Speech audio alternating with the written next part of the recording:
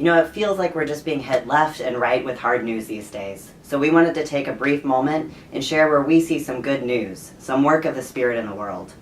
As some of you know, I've been pursuing my call to ordination as a deacon in the United Methodist Church for a number of years. And I faced some major hurdles after coming out in my process in the Rio, Texas conference back in 2013. This led to 2 judicial council rulings and a deferment of my ordination process. But it's 2017 now.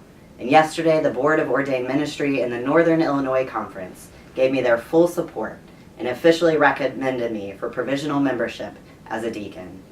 I was treated with the utmost respect as a queer and non-binary trans person, and that is significant. I was evaluated by my qualifications for ministry and not my sexual orientation or my gender identity. The action of the board fills me with hope, resurrection hope, the hope of a God making a way where it seems that there is no way. And I'm thankful, because this is a communal journey.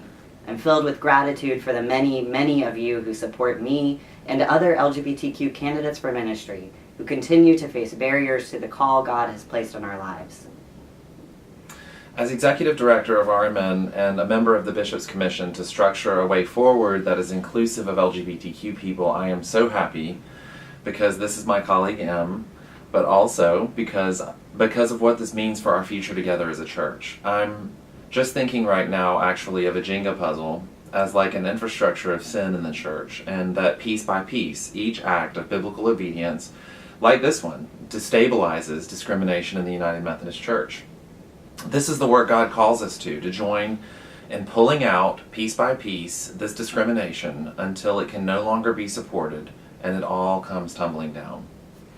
This is not unlike the spiritual process that we all undergo when we begin to let go of the false self in order to become exactly who God has created us to be, our very best self. This is exactly what the church is undergoing right now by God's grace. And it's happening because of you.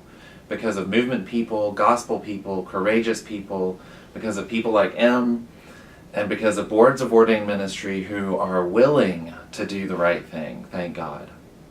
So in the moments that you think things really aren't changing, that the church isn't listening, that systems of oppression cannot be dismantled, just remember where we've been and where we are today. Because of who you are and what you do, the way forward has never been more clear.